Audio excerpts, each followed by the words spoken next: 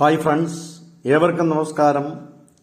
അറിവിന്റെ ചെറിയ നുറുങ്ങുകളുമായിട്ടാണ് ഇന്ന് ഞാൻ നിങ്ങളുടെ മുന്നിലേക്ക് പ്രസന്റ് ചെയ്യുന്നത്.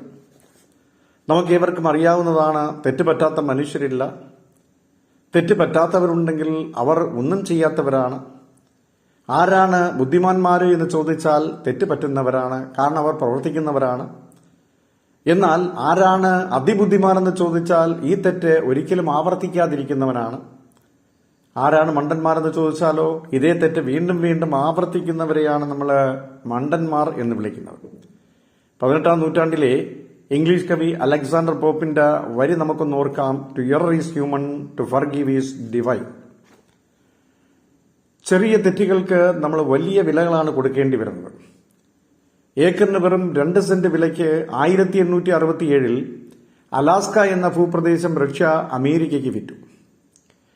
അമേരിക്ക കൊടുത്ത വിലയാവട്ടെ കേവലം $72 ലക്ഷം മാത്രമാണ്. സ്വർണം, മത്സ്യം, ഓയിൽ, ധാതുദ്രവ്യങ്ങൾ മുതലായവയിൽ നിന്ന് പിൽക്കാലത്ത് ശതകോടിക്കണക്കിന് ഡോളർ അമേരിക്കയ്ക്ക് അലാസ്കയിൽ നിന്നും കിട്ടി. പുസ്തക പ്രസാധന രംഗത്തെ വിസ്മയമായ JK റൌളിംഗിന്റെ ഹാരി പോട്ടർ പരമ്പരയിലെ ആദ്യ ഗ്രന്ഥമായ Harry Potter and the philosopher's stone 12 പ്രസാധകർ നിരസിച്ചു. വൻ നഷ്ടമോർത്ത് പിന്നീട് ഇവരിൽ പലരും വിഷമിക്കേണ്ടി വന്നു. വലിയ സാമ്രാജ്യം പടുത്തുയർത്തിയ അലക്സാണ്ടർ 32-ാം വയസ്സിൽ മരിക്കുമ്പോൾ പിൻഗാമിയെ നിർദ്ദേശിച്ചില്ല. ആ സാമ്രാജ്യം വൈകാതെ തകർന്നുപോയി.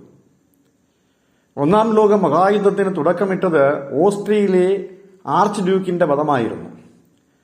ട്രാഫിക്കിൽ ഡ്രൈവർക്ക് വഴിതെറ്റിയ ചെറിയ പിഴവ് മൂലമുണ്ടായ വധം 1.5 കോടിയിലേറെ ജനങ്ങളുടെ മരണത്തിലേക്ക് നയിച്ച ലോക യുദ്ധത്തിന് കാരണമായി.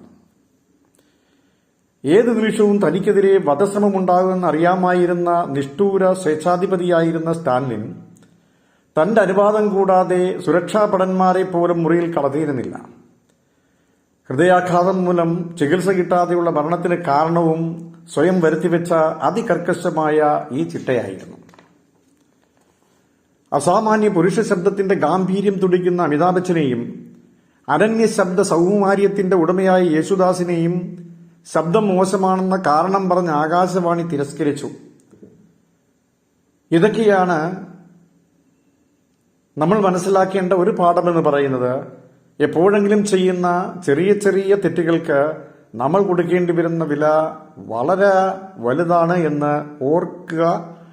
അതാണ് ഞാൻ ഈ വീഡിയോയിലൂടെ നിങ്ങളുടെ മുന്നിലേക്ക് വയ്ക്കുന്നത്. നന്ദി, നമസ്കാരം.